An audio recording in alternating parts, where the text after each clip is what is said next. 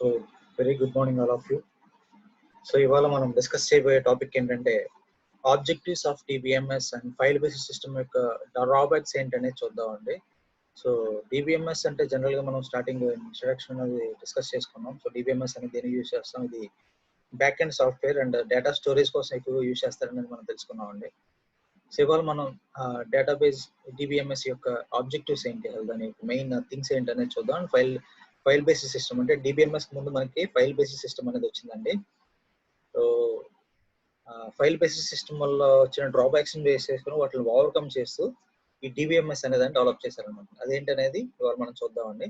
So first, what are the objectives of the DBMS అని చూస్తే మనకి the main objectives of database management system are data availability, data integrity, data security, data independence అంటూ మనకున్న main object concepts అంటే ఇవన్నమాట. Actually దీనివల్లే మనం DBMS అనేది యూజ్ చేయగలుగుతున్నాం అండి.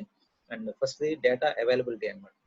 సో డేటా అవైలబిలిటీ అంటే అర్థం ఏంటంటే data availability refers to the fact that the data are creates available to the wide variety of users can access the data easily in a meaningful format. అంటే మనం ఏ data availability అనేది ఎలా దొరుకుతుందంటే ఎలా పడితే అలా కదండి. యాక్చువల్గా మనకి ఒక మీనింగ్ఫుల్ ఫార్మాట్, ఫర్ ఎగ్జాంపుల్ ఇప్పుడు స్టూడెంట్ డేటా అనేది కన్సిడర్ చేసాం అనుకోండి.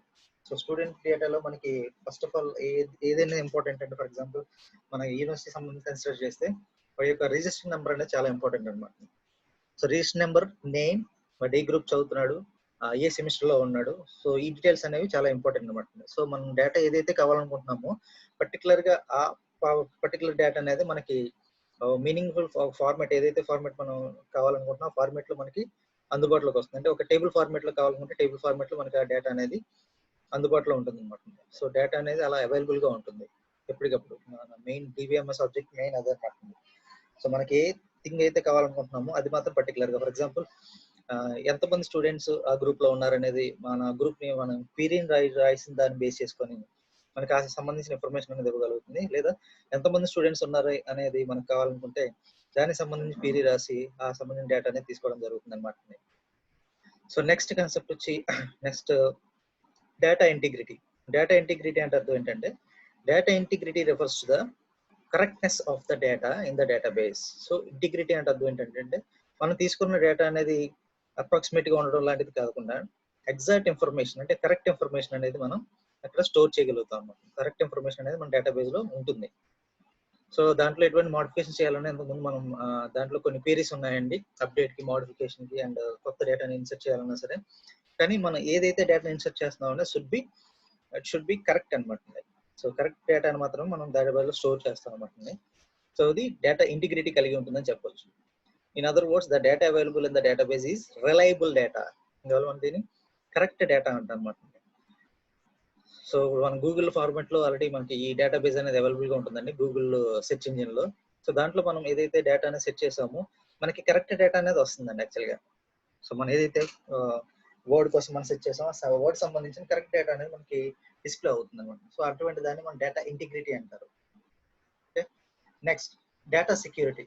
డేటా సెక్యూరిటీ అంటే ఏంటంటే data security refers to that fact that only authorized users can access the data. So data security అని ఫర్ ఎగ్జాంపుల్ బ్యాంక్ వెబ్సైట్స్ ఉన్నాయనుకోండి. సో ఓన్లీ సంబంధించిన customers information ఏదైతే ఉందో అది కేవలం బ్యాంక్ ఎంప్లాయీస్ లేదంటే బ్యాంక్ మేనేజర్ మాత్రమే చూడగలుగుతాడు. వాళ్ళకంటూ ఆథరైజేషన్ యూజర్ నేమ్ పాస్వర్డ్ ఉంటేనే ఆ డేటా అనేది వాళ్ళు యూజ్ చేసుకోగలుగుతారు అనమాట. దాన్ని చేంజ్ చేయగలుగుతారు. లేదంటే మనీ విత్డ్రాల్ చేసినా ఓపెన్ చేసిన దాంట్లో ఏమైనా మిస్టేక్స్ వచ్చినా సరే మనం బ్యాంక్ ని రీచ్ అవుతా ఉన్నాయి. సో బ్యాంక్ వాళ్ళు ఏం చేస్తారంటే అక్కడ మనకి దానికి సంబంధించిన ఆథరైజేషన్ లాగిన్ లోకి వాళ్ళు ఎంటర్ అయ్యి దానికి సొల్యూషన్ అనేది మనకి ఇవ్వడం జరుగుతుంది. సో అలా మనం ప్రతిదీ ఏదైతే డేటాబేస్ స్టోర్ చేసామో, ఇప్పుడు బ్యాంక్ కస్టమర్స్ డేటా అంటే మన డేటా ఏదైతే కస్టమర్స్ కింద ఉన్నామో మన డేటా అంతా సెక్యూరిటీ గా లేకపోతే అండి, సో మనకి ఈ మనీస్ ప్రాబ్లమ్స్ అంటే మనకి అనుకోకుండా మన అమౌంట్ లో మనీ కట్ అవ్వడం, లేదంటే మన వేరే అకౌంట్ లోకి మనం ఒక అకౌంట్ లో డ్రా చేయకపోయి ఇంకో అకౌంట్ లోకి వెళ్ళిపోవడం, ఇలా కొన్ని థింగ్స్ అనేవి జరుగుతాయి అనమాట. సో అందువల్ల ఏంటంటే డేటా సెక్యూరిటీ అనేది చాలా ఇంపార్టెంట్ అండి. సో డిబిఎంఎస్ అనే దానికి ఈ డేటా సెక్యూరిటీ అనేది కూడా చాలా ఫుల్ ఫ్లెడ్జ్డ్ గా మెయింటైన్ చేస్తారు. Next data independence. So data independence అంటే అర్థం ఏంటంటే DBMS allows the user to store, update and retrieve data in efficient manner. DBMS provides an abstract view of how the data is stored in the database in order In order to store the information efficiently, complex data structures are used to represent the data. Actually మనం ఏదైతే మనం ఏదైతే ఈ డేటాబేస్ని use చేసుకుంటున్నామో వాళ్ళు ఏం చేస్తారంటే దాంట్లో వాళ్ళకి సంబంధించిన డేటా స్టోర్ చేసుకోవడానికి, అలాగే స్టోర్ చేసుకున్న డేటాని ఏదైనా అప్డేట్ చేయడానికి, అండ్ దానికి కావాల్సిన డేటా ఏదైతే ఉందో దాన్ని తీసుకోవడానికి, రిట్రైవ్ చేసుకోవడానికి, యూజ్ చేసుకోవడానికి కూడా మనకి ఇది డిబిఎంఎస్ చాలా ఎఫిషియెంట్ గా వర్క్ చేస్తుంది అనమాట. సో యూజ్ చేసుకున్న డేటా అనేది కూడా మనం ఏదైతే రిట్రీవ్ చేసుకున్న డేటా అనేది కూడా మనం ఆల్రెడీ ఇందాక డిస్కస్ చేసినట్టుగానే ఇంటిగ్రిటీ కలిగి ఉంటే పర్ఫెక్ట్ డేటా అనేది ఉంటుంది. అండ్ అవైలబిలిటీ అంటే మనకి పర్ఫెక్ట్ ఫార్మేట్ లో మనకి ఆ డేటా అనేది కనిపించడం జరుగుతుంది అనమాట. మనం స్టోర్ చేసుకున్న డేటా ఏదైతే ఉందో అది. So the stored information in the stored information efficiently complex data structures అంటే యాక్చువల్లీ మనకి ఇటువంటి డేటా అనేది చాలా ఎక్కువగా ఉండొచ్చు. అంటే మన కాలేజ్ సంబంధించిన స్టూడెంట్ డేటా మాత్రమే మనకి ఇంపార్టెంట్ యాక్చువల్గా చెప్పాలంటే. సో మిగిలిన కాలేజ్ డేటా అనేది మనకు అంతే అవసరం లేదు. సో అటువంటిప్పుడు మనకి మన కాలేజ్ డేటానే మనకు కావాలనుకున్నప్పుడు మన కాలేజ్ సంబంధించిన డేటాబేస్ మాత్రమే మనం యూజ్ చేస్తామండి. సో వేరే అదర్ డేటాబేస్ మనకి వెళ్ళాలంటే డేటా సెక్యూరిటీ అనే కాన్సెప్ట్ మనకి అక్కడ అవైలబుల్ గా ఉంటుంది. సో ఆథరైజ్డ్ పర్సన్ మాత్రమే దాన్ని యాక్సెస్ చేసుకోగలుగుతాడు. లేదంటే ఒక చైర్మన్ ఉన్నాడు అనుకోండి, తనకి 2-3 కాలేజెస్ ఉంటాయి. So he is authorized person to enter any of the database అనమాట. సో అలా డేటా ఇండిపెండెన్స్ కలిగి ఉంటుంది అనమాట. నెక్స్ట్ మనకి ఈ డేటాబేస్ మేనేజ్మెంట్ సిస్టమ్ అనేది ఎలా డెవలప్ అయింది అంటే ఏ నుంచి ఎలా మనకి అందుబాటులోకి వచ్చింది అనేది ఏంటంటే చూద్దామండి ఇక్కడ మనకి. So evaluation of database management system అంటారు దీన్ని. In recent years 2 approaches to DBMS are more popular. So 2 approaches అనేవి బాగా పాపులర్ అయినాయండి. ఫస్ట్ ఏంటంటే object oriented database management system, దాన్ని OODBMS అంటామండి. అండ్ సెకండ్ వచ్చి object relational database model, DBMS model, object relational database management system అనమాట. So ORDBMS అంటాం. Early 1960s first ఏంటంటే 1960లో Charles Bachman at GE created the first general purpose DBMS integrated data store. Second, it created the basis for the network model which was standardized by CODASIL అంటే conference on data system language అనమాట. So first Charles Bachman అనేవాడు దీన్ని develop చేశాడండి. ఈ DBMS అనే దాన్ని DBMS integrated అనే దాన్ని డెవలప్ చేశాడు అనమాట. ఫస్ట్ జనరల్ ఈ డేటాబేస్ డిబిఎంఎస్ ని ఇంటిగ్రేట్ చేయడానికి కోసం ఈ చార్లెస్ బ్యాచ్మన్ అనేవాడు దీన్ని డెవలప్ చేశాడండి. Next it create the basis for the network model which was standardized by standardize చేసిన సంస్థ ఏంటంటే అండి conference on data system language. Late 1960లో మళ్ళీ 1960లో ఏం చేస్తుందంటే first IBM developed the information management system, IMS అనేది డెవలప్ చేసిందండి IBM అనేది. తర్వాత IMS used and alternate model అనమాట. యాక్చువల్లీ మనకి ఇది ఫస్ట్ డిబిఎంఎస్ అనేది కన్సిడర్ చేస్తే IMS అనేది ఆల్టర్నేటివ్ మోడల్. దీన్ని ఏమో హైరార్కికల్ డేటా మోడల్ అని కూడా మనం పిలుస్తాం అనమాట. సో IMS ని మనం హైరార్కికల్ డేటా మోడల్ అని కూడా పిలుస్తాం. నెక్స్ట్ 1970లో ఏం జరిగిందంటే ఎడ్గర్ కోడ్ అనే ఆయన from IBM created the relational data model అనమాట. సో మనకి ఎడ్గర్ కోడ్ అనే కూడా IBM సంస్థలో మనకి రిలేషనల్ డేటా మోడల్ అనేది డెవలప్ చేస్తారు 1970స్లో. అలాగే 1980s నుంచి 1990 వరకు IBM, Oracle, Informix and other development powerful DBMS. So మనకి డిబిఎంఎస్ సంబంధించి IBM సంస్థ ఇంకా మనకి Oracle, Informix and other developed powerful DBMS సంబంధించి కొన్ని థింగ్స్ అనేవి డెవలప్ చేయడం జరిగిందండి IBM అనే సంస్థ. నెక్స్ట్ 1981లో Codd received the Turing award for his contribution to database theory. Codd passed away in April 2003. యాక్చువల్గా 1981లో ఈయన ఈ డిబిఎంఎస్ థియరీ అంటే డేటాబేస్ థియరీ అనేది ఫార్వర్డ్ చేయడం జరిగిందండి. ఆయనకి ట్యూరింగ్ అవార్డ్ అనేది కూడా వచ్చింది. అండ్ ఈయన ఏప్రిల్ 2003లో చనిపోయారు అనమాట. 1976 Peter Chen presented entity relationship model. Peter Chen అనే ఆయన ఏం చేశారంటే 1976లో ఎంటిటీ రిలేషన్షిప్ మోడల్ అనేది డెవలప్ చేశారనమాట, which is widely used in database design. అంటే ఈ ఒక్కొక్క సైంటిస్ట్ ఒక్కొక్క మోడల్ ని డెవలప్ చేయడం వల్ల ఏంటంటే మన డిబిఎంఎస్ అనేది చాలా స్ట్రాంగ్ అయిపోయింది అనమాట. సో అది చాలా పవర్ఫుల్. అంటే ప్రతి దానికి మనకి ఇట్ షుడ్ బి మస్ట్ అయిపోయింది అనమాట యాక్చువల్గా. సో ప్రతి సాఫ్ట్వేర్ కి డిబిఎంఎస్ అనేది ఒక బ్యాక్ ఎండ్ సాఫ్ట్వేర్ కింద కంపల్సరీ డేటా స్టోరేజ్ కి దీన్ని యూజ్ చేయడం జరుగుతుంది అనమాట. Next 1980 SQL developed by IBM. So SQL standard query language అంటారండి. సో స్ట్రక్చర్ క్వెరీ లాంగ్వేజ్ కూడా పిలుస్తారు. సో ఈ IBM become the standard query language for databases. So ఈ క్వీరీ లాంగ్వేజ్ అని కనిపెట్టారు. ఎందుకంటే మనకి ఈ క్వీరీ లాంగ్వేజ్ బేస్ చేసుకొని అంటే SQL బేస్ చేసుకొని మనం ఏదైతే డేటాబేస్ లో స్టోర్ చేసిన డేటా అనేది రీట్రైవ్ చేసుకోగలుగుతాం. అంటే మనకు కావాల్సిన ఇన్ఫర్మేషన్ అనేది తీసుకోగలుగుతాం అనమాట. So SQL was standardize by అంటే SQL అనేది మనకి స్టాండర్డైజ్ చేసిన సంస్థ ఏంటంటే ISO. సో ISO అనేది SQL అనే లాంగ్వేజ్ ని స్టాండర్డైజ్ చేసింది అనమాట. సో నెక్స్ట్ టాపిక్ ఏంటంటే సో క్లాసిఫికేషన్ ఆఫ్ మేనేజ్మెంట్ అంటే టైప్స్ ఆఫ్ మేనేజ్మెంట్ సిస్టమ్ అనేది ఏంటో చూద్దాం. సో DBMS యొక్క టైప్స్ ఏంటి, క్లాసిఫికేషన్ ఆఫ్ DBMS అన్న టైప్స్ ఆఫ్ DBMS అన్న ఒకటే అండి. సో దీంట్లో the database management system can be broadly classified into two categories అన్నమాట. Passive database management system and active database management system. So passive database management system అంటే చూద్దాం, ఇక్కడ మనకి క్లియర్ గా పాయింట్ వైజ్ గా డిస్కస్ చేస్తామండి. So passive database management systems are program driven. So passive database management systems అన్ని కూడా program base చేసుకొని రన్ అయ్యాయి అనమాట.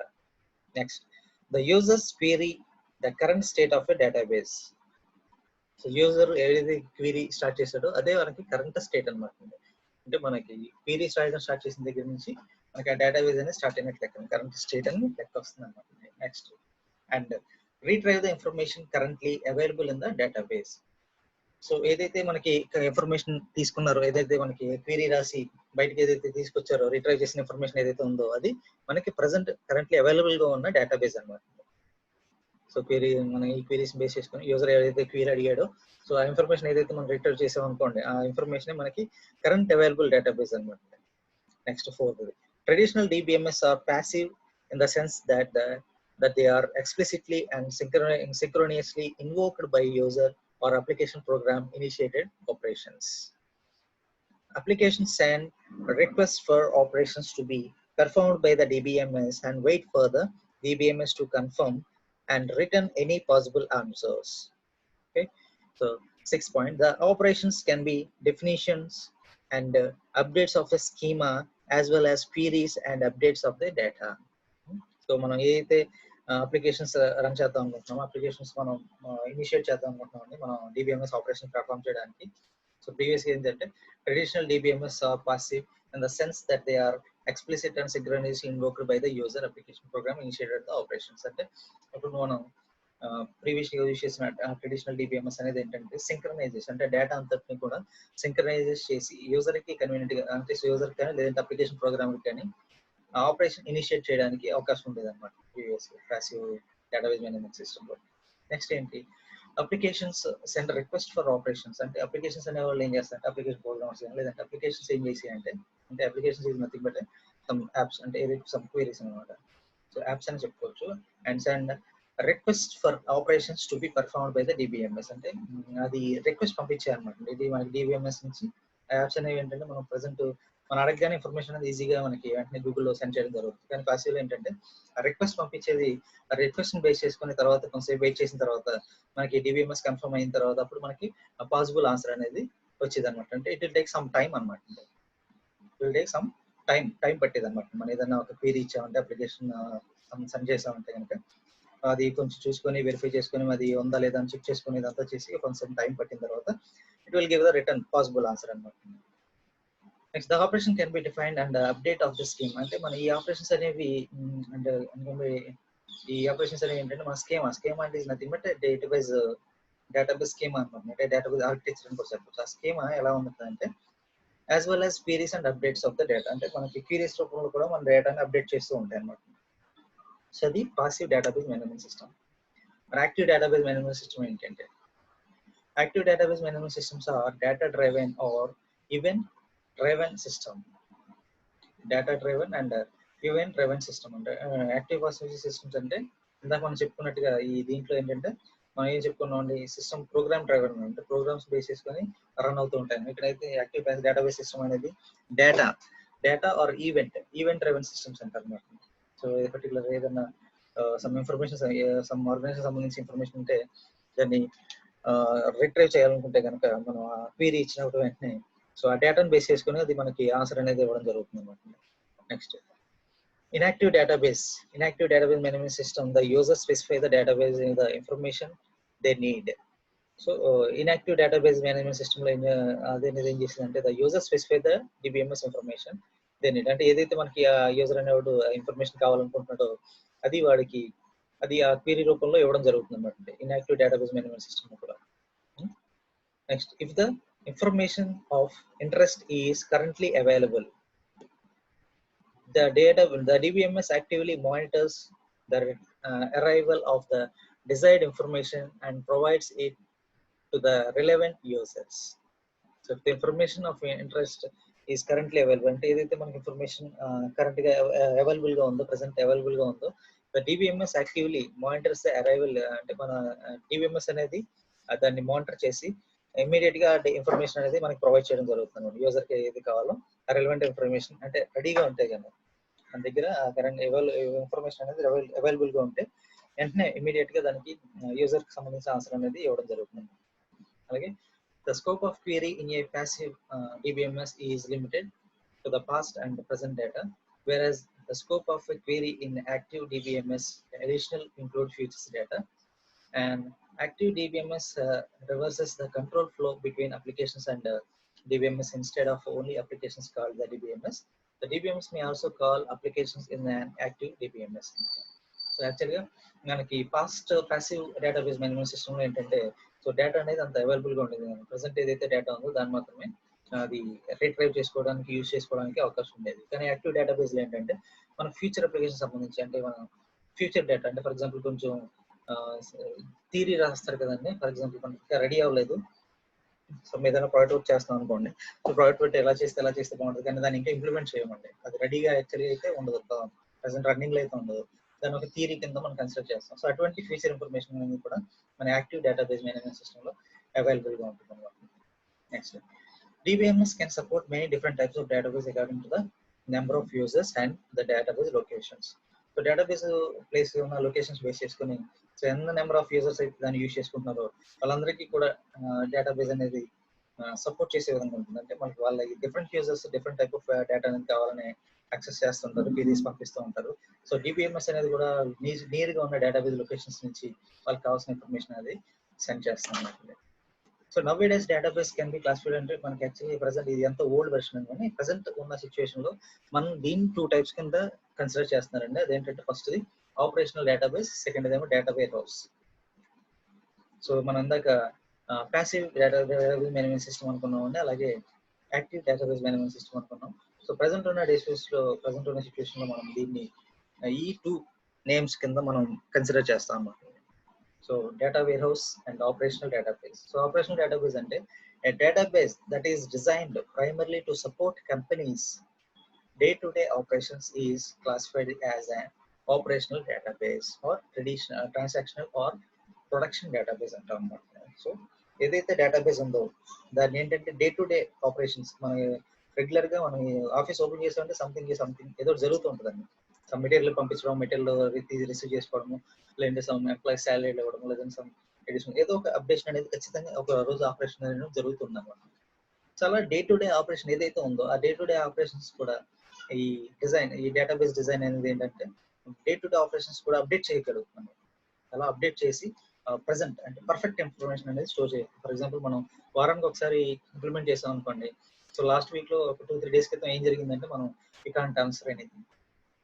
సో అందువల్ల ఏం చేస్తారంటే ఆపరేషనల్ డేటాబేస్ అంటారు దీన్ని యాక్చువల్గా. సో ఏ చిన్న ఆపరేషన్ జరిగినా సరే it should be recorded in database. So అటువంటి దాన్ని మనం ఆపరేషనల్ డేటాబేస్ అంటారు. ఆపరేషనల్ డేటాబేస్ అనొచ్చు, లేదంటే ట్రాన్సాక్షనల్ ఆర్ ప్రొడక్షన్ డేటాబేస్ అని కూడా మనం పిలవచ్చు. Next, data warehouse. Data warehouse focus on storing data used to generate information required to make tactical or strategic decisions. Okay, data warehouse అనేది ఏంటి? Data wear house main లో దేని మీద focus చేస్తుంటే డేటాని స్టోర్ చేయడానికి, డేటా స్టోర్ చేసి and దాన్ని యూజ్ చేయడానికి, at the same time generate information required make a tactical strategic decision. అంటే ఏదైతే ఒక టాక్టికల్ స్ట్రాటజిక్ డెసిషన్స్, అంటే మనం ఏదైనా డెసిషన్ తీసుకోవడం. ఫర్ ఎగ్జాంపుల్ వీడి ఒక యూజర్ అయిన ఒక క్వెరీ పంపించాడు, సో వాడికి సంబంధించిన ఇన్ఫర్మేషన్ అనేది ఏది పంపించాలనేది, అంటే ఏ ఇన్ఫర్మేషన్ అయితే వాడికి రిలేటెడ్ అంటే పర్ఫెక్ట్ గా వాడు అడిగిన దానికి సరిగా ఆన్సర్ అనేది మన డేటాబేస్ లో ఉందో దాని మీద ఇది కరెక్ట్ గా, అంటే వాడు అయితే కరెక్ట్ గా మనం పంపిస్తాం లేదని ఆ టాక్టికల్ స్ట్రాటజిక్ డెసిషన్ తీసుకోవడానికి ఈ వేర్ హౌస్ అనేది, డేటా వేర్ హౌస్ అనేది ఉపయోగపడుతుంది అనమాట. సో ప్రజెంట్ ఉన్న డేస్లో టూ టాపిక్స్ కింద మనం దీన్ని కన్సిడర్ చేస్తామండి. అదేంటంటే operational database and data warehouse. Next, so ప్రీవియస్గా మనం ఈ డిబిఎంఎస్ వాడడానికి ముందు మనం ఏం చేసేవాళ్ళం అంటే, సో ఫైల్ బేస్డ్ సిస్టమ్ అనేది ఒక దాన్ని యూజ్ చేసేవాళ్ళం అండి. సో ఫైల్ బేస్డ్ సిస్టమ్ అంటే ఏంటి, ఫైల్ బేస్డ్ సిస్టంలో ఉన్న డ్రాబ్యాక్స్ ఏంటి, సో అందువల్ల మనం DBMS actually file based system ఉండగా డిబిఎంఎస్ వాడతాం అంటే కారణం ఏంటంటే, సో ఫైల్ బేస్డ్ సిస్టంలో కొన్ని ప్రాబ్లమ్స్ అనేవి చూసాం కాబట్టి, ఎదుర్కొన్నాం కాబట్టి, సో దాన్ని ఓవర్కమ్ చేసుకోవడానికి కోసం మనం ఈ డిబిఎంఎస్ అనేది యూజ్ చేస్తాం అన్నమాట. So problems with file based system data management. So file system లో ఉన్న డేటా మేనేజ్మెంట్ ఉన్న ప్రాబ్లమ్స్ ఏంటని చూద్దాం. ఫస్ట్ ఆఫ్ ఆల్, ఫైల్ అంటే ఏంటి? సో ఫైల్ అంటే ఏంటంటే అర్థం ఏంటంటే ఒక collection of records. So for example, ఒక్కొక్క స్టూడెంట్ ని ఒక్కొక్క రికార్డ్ కింద కన్సిడర్ చేస్తే అటువంటి క్లాస్ లో ఉన్న మొత్తం స్టూడెంట్స్ యొక్క ఇన్ఫర్మేషన్ ని ఒక ఫైల్ అని మనం పిలవచ్చు అనుకుంటుంది. క్లియర్గా అర్థం చేసుకోండి. So file is nothing but collection of records. So each record is each student అయితే, so collection of total class లో ఉన్న స్ట్రెంత్ అంతా కలిపి అందరి మంది స్టూడెంట్స్ కలిపి ఒక్కొక్క రికార్డ్ కింద కన్సిడర్ చేస్తే ఆ టోటల్ క్లాస్ అంతటిని కలిపి ఒక ఫైల్ అని పిలుస్తాం అన్నమాట. So file is nothing but collection of records. So file system అంటే ఏంటి? So file system is a store organization computer files. File system is a store organization computer files అనమాట.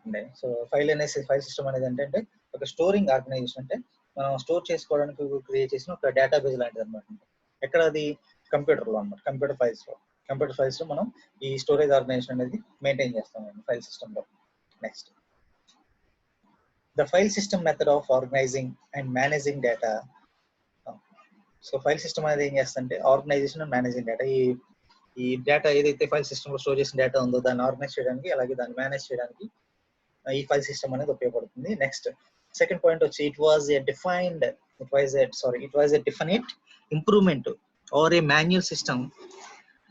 It was a definite improvement over a manual system. Actually మన manual system అంటే మనం books తీసుకొని note చేసుకునే దానికంటే ఇది కొంచెం better అనమాట. Improvement over a manual system compare చేసుకుంటే ఇది కొంచెం ఇంప్రూవ్ అనేది చెప్పుకోవచ్చు. ఎందుకంటే మన సిస్టమ్ బేస్ చేసుకుని యూజ్ చేస్తాం. మనకి పేపర్స్ మనం చూసుకొని, లేదంటే ఒక పలానా సంవత్సరంలో ఒక బుక్ కావాలనుకుంటే పుస్తకాలన్నీ వెతికి ర్యాక్ అంతా వెతికి అన్ని తీసుకునే బదులు, సో ఇది ఒక చిన్న బెటర్ ఇంప్రూవ్మెంట్ అనే చెప్పుకోవచ్చు అనమాట.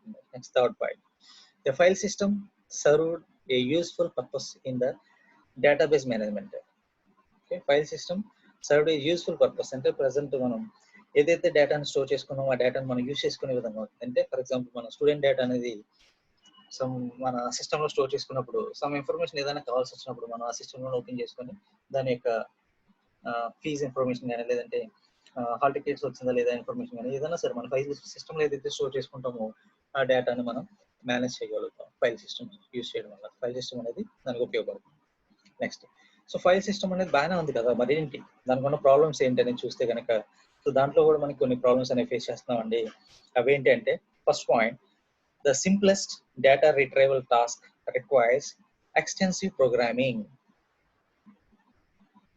సో మనం ఏదైతే మనం సింపుల్ గా డేటాని, మనకు కావాల్సిన డేటాని తీసుకోవాలనుకుంటున్నామో ఆ టాస్క్ పర్ఫామ్ చేయడానికి మనకి ఏమవుతుందండి, ప్రోగ్రామింగ్ కొంచెం ఎక్స్టెన్సివ్ అయిపోతుంది అనమాట. మనం ఏదైతే రిక్వైర్మెంట్ కావాలనుకుంటున్నామో దానికి ఇంకా ఎక్కువ ప్రాబ్లమేటిక్ గా తయారవుతుంది. అంటే ఎక్కువ ప్రోగ్రామింగ్ అనేది రన్ చేయాల్సి వస్తుంది, ఎక్కువ ప్రోగ్రామింగ్ అనేది తీసుకోవాల్సి వస్తుంది అన్నమాట. సో అదొక problem. Second, any changes in an existing structure can be difficult in file system environment. So for example, already మనకి ఫస్ట్ ఇయర్ లో కొంతమంది స్టూడెంట్స్ ఉన్నారు, వాళ్ళు ఏమో సెకండ్ ఇయర్స్ కి ప్రమోట్ అయ్యారు. సో వాళ్ళ డేటాబేస్ లో మనం ఏం మార్చాలి, సో వాళ్ళు సెకండ్ ఇయర్కి వచ్చినట్లుగా అండ్ వాళ్ళ సబ్జెక్ట్స్ అనేవి కూడా మారుతాయి. ద సేమ్ టైం వాళ్ళ యొక్క ఈ సెక్షన్ క్లాస్ రూమ్ అయితే కూడా మారుతాయి. ద సేమ్ టైం వాళ్ళ ఏదైతే బుక్స్ అవి యూజ్ చేస్తున్నారు, లేదంటే ఏదైతే బుక్స్ రన్ చేస్తున్నారు, సో అవి కూడా మనం చేంజ్ చేయాల్సి ఉంటుంది. లేదంటే వాళ్ళ యొక్క ఫోన్ నెంబర్స్ ఏమైనా మార్చినా సరే, లేదంటే వాళ్ళ అడ్రస్ మార్చినా సరే, ఇవన్నీ కూడా మనం అప్డేట్ చేసుకోవాలన్నమాట. సో అట్లా అప్డేట్ చేసుకోవాల్సిన సిచ్యువేషన్ వచ్చినప్పుడు మనకి ఫైల్ సిస్టమ్ అనేది చాలా డిఫికల్ట్ గా కనిపిస్తుంది అన్నమాట. ఫైల్ సిస్టమ్ అనేది చాలా డిఫికల్ట్ గా మనం చేయాల్సి వస్తుంది. కొంచెం అంత ఈజీగా అప్డేషన్ అనేది చేంజెస్ అనేవి అవ్వట్లేదు అనమాట ఫైల్ బేస్డ్ సిస్టమ్ లో. సో అదొక ప్రాబ్లం. నెక్స్ట్, థర్డ్ పాయింట్ వచ్చేసరికి, ఇన్ ఫైల్ సిస్టమ్ డేటాబేస్ ఈ security features are difficult. So security features సంబంధించి చూసుకున్నా సరే మనకి దాంట్లో ఎటువంటి సెక్యూరిటీ లేదు, ఎవరు పడితే వాళ్ళు దీన్ని ఈజీగా యాక్సెస్ చేసుకోగలుగుతున్నారు. ఓకేమా. సో ఫైల్ సిస్టమ్ లో మనకి సెక్యూరిటీ అనేది చాలా తక్కువగా ఉంది, అందువల్ల మనకి ఇది ఒక మెయిన్ ఒక ప్రాబ్లం అవుతుంది అన్నమాట ఫైల్ సిస్టమ్ అని యూజ్ చేయడం వల్ల. నెక్స్ట్ దీనిలో థర్డ్ పాయింట్ లోనే ఇవి సబ్ పాయింట్స్ అన్నమాట. సో థర్డ్ పాయింట్ లోనే వస్తాయి. ఆ సెక్యూరిటీ ప్రాబ్లమ్స్ ఏంటి అని చూద్దాం. So it requires extensive program. So security గాని మనం కవర్ చేయాలంటే చాలా పెద్ద ప్రోగ్రామ్ అనేది మనం రాయాల్సి ఉంటుంది. Next it can not perform ad hoc means selected queries అన్నమాట. So it can not perform అంటే మనం ఏదైతే సెలెక్టెడ్ పర్టికులర్ డేటా, మనం ఫర్ ఎగ్జాంపుల్ నేను ఆల్రెడీ మీకు ఇందాక డిస్కస్ చేసినట్టుగా డిబిఎంఎస్ లో సో పర్టికులర్ పర్సన్ అంటే పర్సన్ అనే యొక్క స్టూడెంట్స్ డేటా మాత్రమే కావాలనుకుంటే మనకి స్టూడెంట్ డేటా మాత్రమే వస్తుంది, లేదా వాడి యొక్క గ్రూప్ ఇన్ఫర్మేషన్ కావాలనుకుంటే ఓన్లీ గ్రూప్ ఇన్ఫర్మేషన్ మాత్రం వస్తుంది. అలా మనం ఏదైతే సెలెక్టెడ్ క్వెరీ చేసామో అది ఈ ఫైల్ సిస్టమ్ లో అనేది పెర్ఫామ్ చేయలేము అన్నమాట. సో మనం ఏ డేటా కావాలనుకున్నా సరే టోటల్ ఎంటైర్ డేటా అంతా వచ్చేస్తుంది, దాన్ని మనం ఓపెన్ చేసుకుని ప్రతిదీ వెతుక్కుంటూ మనకు కావాల్సిన ఇన్ఫర్మేషన్ చూసుకోవాల్సి ఉంటుంది. సో అదొక ప్రాబ్లం, క్వెరీస్ అనేది సపోర్ట్ చేయదు, పర్ఫామ్ చేయదు అన్నమాట. అంటే క్వెరీస్ అనేది సపోర్ట్ చేస్తుంది బట్ సెలెక్టెడ్ క్వెరీస్ అనేది పర్ఫామ్ చేయదు. Next point, system administration can be complex and difficult. So ఇటువంటి టైప్ డేటాలో మన సిస్టమ్ అడ్మినిస్ట్రేషన్ చేయడం అంటే ఫర్ ఎగ్జాంపుల్ వాడికి చాలా మంది యూజర్స్ అనే వాళ్ళు ఈ డేటాబేస్ ఈ ఫైల్ సిస్టమ్ అనేది యూజ్ చేసినప్పుడు నాకు పర్టికులర్ క్వెరీ కావాలని అడిగినప్పుడు మనం దానికి it take so much of time అనమాట. సో ఇందాక మనం ప్యాసివ్ డిబిఎంఎస్ మాట్లాడుకున్నాం. ఏంటి ఒక క్వెరీ ఇచ్చిన తర్వాత it take so much time wait చేయాల్సి వస్తుంది మనకు కావాల్సిన రిజల్ట్ అనేది రావాలంటే. సో సిస్టమ్ అడ్మినిస్ట్రేషన్ కూడా చాలా డిఫికల్ట్ గా ఉంటుంది అన్నమాట. ఎందుకంటే వాడికి కావాల్సిన ఇన్ఫర్మేషన్ అంతా వెతికి అడిగింది ఏంటి, వాళ్ళకి ఇచ్చిన ఆన్సర్ కరెక్టా కాదా ఏంటి ఇవన్నీ చెక్ చేసుకొని ఇవ్వడం అనేది కూడా చాలా డిఫికల్ట్ గా ఉంటుంది అన్నమాట. సో అదొక ప్రాబ్లం ఫైల్ బేస్డ్ సిస్టమ్ లో. Next, security features are likely to be inadequate అంటే inadequate మీన్స్ సెక్యూరిటీ ఫీచర్స్ అనేవి జస్ట్ మనకి అంత కన్వీనియంట్ గా ఉన్నాయి. ఐ మీన్ అంత హై సెక్యూరిటీ అనేది ఉండదు అనమాట. మేబీ మనం ఈజీగా యాక్సెస్ చేసుకునే విధంగా ఉంటుంది కాబట్టి ఫైల్ సిస్టమ్ అనేది కూడా ఒక సెక్యూరిటీ ఫీచర్స్ చాలా తక్కువగా ఉంటాయి అన్నమాట.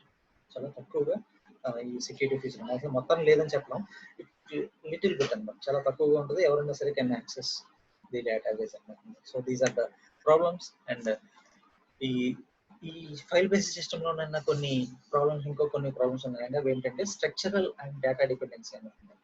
సో ఈ ఫైల్ సిస్టమ్ లోనే మనకి కొన్ని థింగ్స్ గురించి మనం డిస్కస్ చేద్దామండి. First point, a file system shows structural dependency.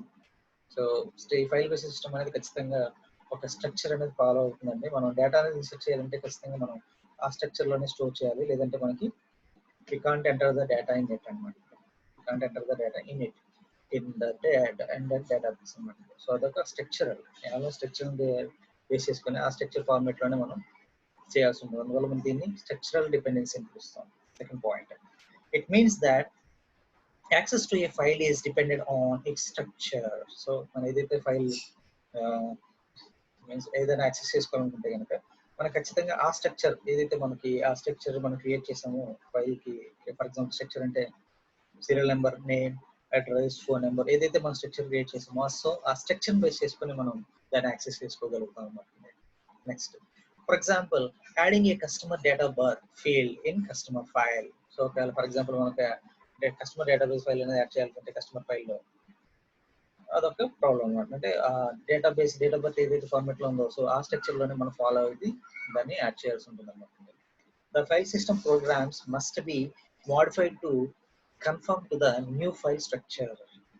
File system programs ఎలా ఉండాలంటే మనం ఖచ్చితంగా must be modified to conform to the new file structure. ఏదైతే మనం కొత్త ఫైల్ స్ట్రక్చర్ అంటే పాత ఫైల్స్ ఏమైనా మనం మార్చాలనుకున్నప్పుడు మనకి ఏంటంటే పాత ఫార్మాట్ ఒక స్ట్రక్చర్ అనేది క్రియేట్ చేసి ఉండొచ్చు, మేబీ కొత్త ఫార్మాట్ అనేది ఒక స్విచ్ లో క్రియేట్ చేసుకోవచ్చు.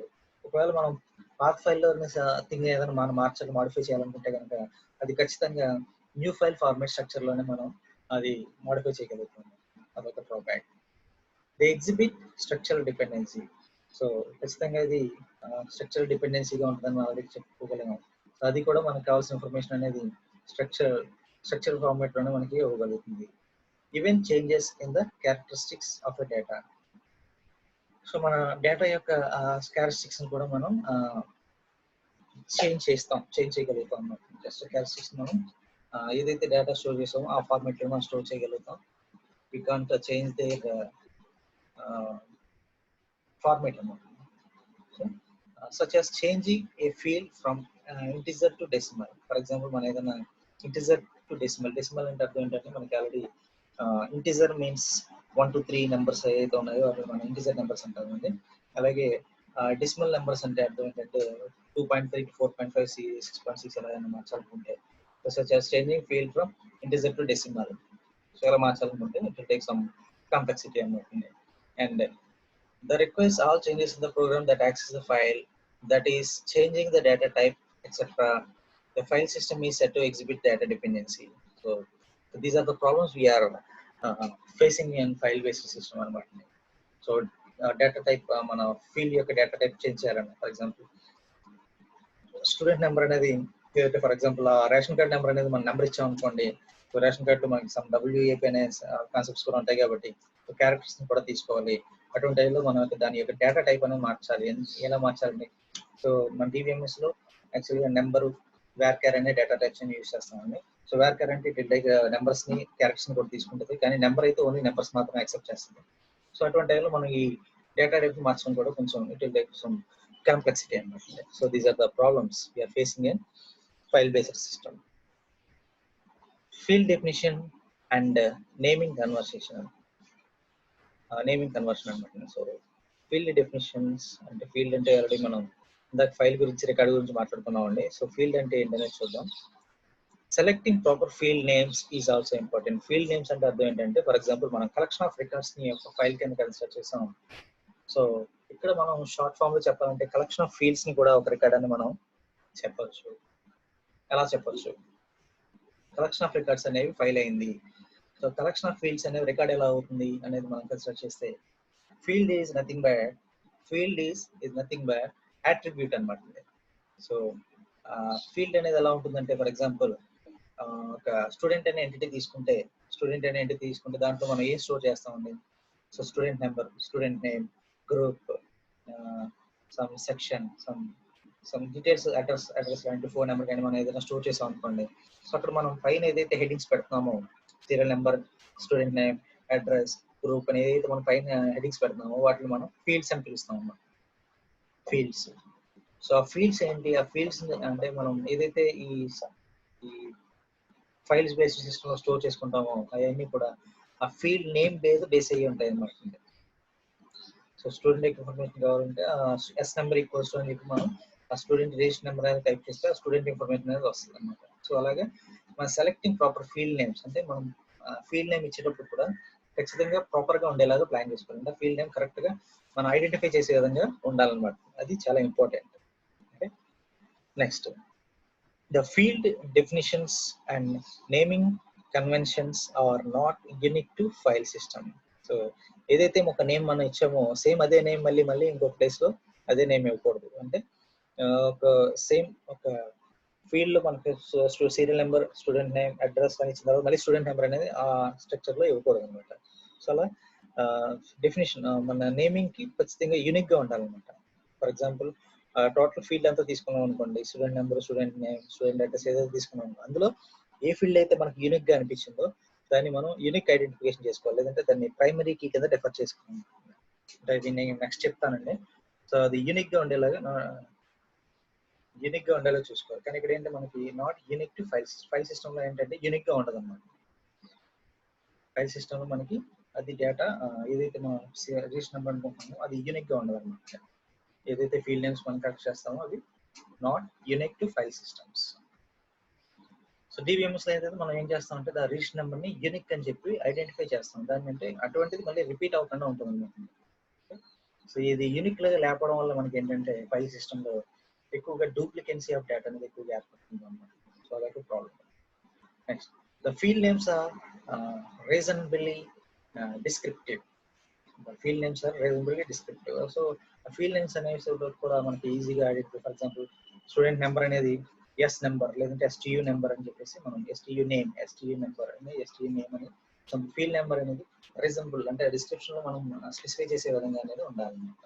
Next with proper naming convention, the file structure becomes a self-document.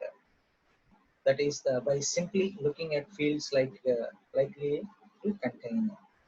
So that is by simply looking at field is likely to contain. అంటే ఒక ఫీల్డ్ నేమ్ అనేది మనం తెస్సగా చూసామంటే it should be contain something అనేది మనకి clear గా తెలియాలన్నమాట. So వాళ్ళు చూడగానే మనకు ఆ ఇన్ఫర్మేషన్ అనేది తెలియాలి. Some software package place restrictions in the length of the field name. So కొన్ని సాఫ్ట్వేర్స్ అనేవి ఏం చేస్తాయంటే ఆ ఫీల్డ్ యొక్క లెంత్ ని సో మినిమంగా ఎంతే ఉండాలి, సో దాటితే ఫీల్డ్ నేమ్ అనేది ఉండకూడదు అని చెప్పి కొన్ని రిస్ట్రిక్షన్స్ అనేవి కూడా పెట్టడం జరుగుతుంది అన్నమాట. So it is wise to be as అంటే మనం అప్పుడు అలా రిస్ట్రిక్షన్స్ పెట్టినప్పుడు ఏం చేస్తాం అంటే ఏదైనా మనం పెద్ద ఫీల్డ్ నేమ్ అనేది ఇచ్చేటప్పుడు మనకు కొన్ని ప్రాబ్లమ్స్ అనేవి ఫేస్ చేయగలుగుతాం. దాని షార్ట్ ఫామ్ లో ఇవ్వాల్సి వస్తుంది. అప్పుడు మనం దాన్ని చూడగానే మనం దాంట్లో ఇన్ఫర్మేషన్ కంటైన్ ఉందనే విషయం తెలియదు అన్నమాట. సో రీట్రేస్ చేసుకోవడానికి కూడా మనకి కొంచెం డిఫికల్టీగా ఉంటుంది. So in addition, very long field names create too difficult to more than a few fields on a page. So చూడండి, సో మనకి ఒకవేళ పెద్ద పెద్ద నేమ్స్ అనేవి మనం క్రియేట్ చేసాం అనుకోండి, వెరీ లాంగ్ నేమ్స్ అనేవి ఫీల్డ్ నేమ్స్ అని క్రియేట్ చేసాం అనుకోండి, సో మనం ఆ పేజీ సంబంధించి చాలా తక్కువ ఫీల్డ్స్ అనేవి మనం ప్లేస్ చేయగలుగుతాం. ఫర్ ఎగ్జాంపుల్ మనకి ఈ లెంత్ లో టోటల్ లెంత్ లో మనం చిన్న చిన్న నేమ్స్ తీసుకుంటే కనీసం ఒక 10 ఫీల్డ్ నేమ్స్ అనేవి మనం ప్లేస్ చేస్తాం అనుకోండి. So very long field name అనేది మనకి యాడ్ అయితే కనుక మనకి 10 అలా ఒక 5 ఫీల్డ్సే పడతాయి, లేదంటే 6 ఫీల్డ్సే పడతాయి అన్నమాట. సో అది తగ్గిపోతుంది. The creating output values A problem. So the creating అంటే దానివల్ల ఏంటంటే మనకి క్రియేటింగ్ అవుట్పుట్ వాల్యూస్ అనేవి కొంచెం ప్రాబ్లమ్ గా మనకి జనరేట్ అవుతాయి అన్నమాట. అదొక problem. So data redundancy. So ఇందాక మనం ఏం చూసామండి, సో డేటా రిడెండెన్సీ ఇందాక మనం చూసిన దాంట్లో ఏంటంటే field definitions and naming conversation. అంటే ఫీల్డ్ అనేది ఎలా ఉండాలి, దాంట్లో ఫైల్ సిస్టమ్ లో మనకి ఎలా ఉంటే ఏ ప్రాబ్లమ్స్ ఫేస్ చేస్తాం అనేది ఫైల్ బేసిస్ సిస్టమ్ గురించి తెలుసుకున్నాం అంటే. సో ఇక్కడ మనకి సెకండ్ వచ్చి ఇది కూడా ఫైల్ బేసిస్ సిస్టమ్ సంబంధించిందండి, డేటా రిడెండెన్సీ. సి ప్రాబ్లం కూడా మనం ఫైల్ బేసిస్ సిస్టమ్ లోనే మనం ఫేస్ చేస్తామండి. అదేంటంటే మనకి చూపిస్తాను చూడండి. So first point, the file systems structures creates to difficult to combine data from multiple sources. So ఈ ఫైల్ సిస్టమ్ అనేది ఏంటంటే కంబైన్ డేటా అంటే మల్టిపుల్ సోర్సెస్ నుంచి వచ్చే డేటా అంతా కంబైన్ చేస్తుంది అన్నమాట. సో దానివల్ల డిఫికల్టీ అనేది ఎక్కువగా పెరుగుతుంది. And it's lakhs of security renders the file system. So దానివల్ల మనకి సెక్యూరిటీ అనేది కూడా తగ్గిపోతుంది అన్నమాట. ల్యాక్ ఆఫ్ సెక్యూరిటీ రెండర్స్ కూడా బాగా తగ్గిపోతుంది. The organization structure promotes the storage of the same basic data in different locations. So ఏదైతే ఇన్ఫర్మేషన్ డిఫరెంట్ లొకేషన్స్ నుంచి మనకి సోర్సెస్ నుంచి మనకు వచ్చిందో అదంతా డిఫరెంట్ లొకేషన్స్ లో అది స్టోర్ అయిపోవడం వల్ల అనేది డేటా అనేది వేస్ట్ అయిపోతుంది. అంటే డేటాబేస్ స్టోరేజ్ అనేది వేస్ట్ అయిపోతుంది అన్నమాట. సో అలాగా ఒకసారి స్టోర్ చేసిన డేటాని మళ్ళీ మళ్ళీ మనం స్టోర్ చేయడం వల్ల మనకి డేటా స్టోరేజ్ అనేది పెరిగిపోతుంది. Because the data stored in different location, we always be updated consistently. So because the data stored in different location will always be updated consistently. So ఒక్కొక్కటి మనం కన్సిస్టెంట్ గా అప్డేట్ చేస్తూ ఉంటాం కాబట్టి డేటా డిఫరెంట్ లొకేషన్స్ వచ్చిన data కూడా మనం update చేస్తూ ఉంటాం కాబట్టి సో కన్సిస్టెన్సీ అనే ప్రాబ్లం కూడా ఏర్పడుతుంది అన్నమాట. కన్సిస్టెన్సీ అంటే ఇన్కన్సిస్టెన్సీ అనేది కింద మీకు చూపిస్తాను, కింద మళ్ళీ క్లియర్ గా ఉందండి. And data redundancy exist when the same data stored unnecessarily at different places. So ఇదేంటంటే యాక్చువల్గా సేమ్ డేటా రిడెండెన్సీ అంటే కాన్సెప్ట్ ఏంటంటే సేమ్ ఏదైతే డేటా తీసుకున్నామో ఆ డేటానే డిఫరెంట్ ప్లేసెస్ లో మళ్ళీ స్టోర్ అవడాన్ని డేటా రిడెండెన్సీ అనే కాన్సెప్ట్ అంటారు. డేటా రిడెండెన్సీ అంటే అర్థం ఏంటంటే క్లియర్ గా సో ఒకే డేటా ఏదైతే మనం తీసుకున్న డేటా ఏదైతే ఉందో అది ఒక్క ప్లేస్ లోనే కాకుండా మన స్టోరేజ్ లో ఉన్న డిఫరెంట్ ప్లేసెస్ లో మళ్ళీ అదే స్టోర్ అవడం. అంటే దానివల్ల ఆల్రెడీ మన డేటా ఉంది, మళ్ళీ డిఫరెంట్ ప్లేసెస్ లో స్టోర్ అవడం వల్ల ఏంటి ప్రాబ్లం, సో అన్ని సార్లు మనం స్టోర్ చేసుకోవడం అనవసరం యాక్చువల్గా. ఎందుకంటే మనకు ఒకసారి ఒక డేటాని పర్ఫెక్ట్ గా ఉంటే సరిపోతుంది. సో అదే డేటాని మనం డూప్లికేట్ గా మళ్ళీ మనం స్టోర్ చేసుకోవడం వల్ల మనకి డేటా స్టోరేజ్ అనేది వేస్టేజ్ అయిపోతుంది. సో ఆ కాన్సెప్ట్ ని మనం డేటా రిడెండెన్సీ అని పిలుస్తాం. ఓకే, సో దీంట్లో data redundancy and data anomalies అని చెప్పి అనామలీస్ అనే 2 కాన్సెప్ట్స్ ఉన్నాయండి. సో డేటా రిడెండెన్సీ అంటే మీకు ఆల్రెడీ డేటా ఇన్కన్సిస్టెన్సీ అంటే ఏంటో చెప్తాను మీకు. Data inconsistency and data anomalies, these 2 things అనేది ఈ డేటా రిడెండెన్సీలో మనకి ఏర్పడతాయండి. సో అందులో ఫస్ట్ ఇది data inconsistency.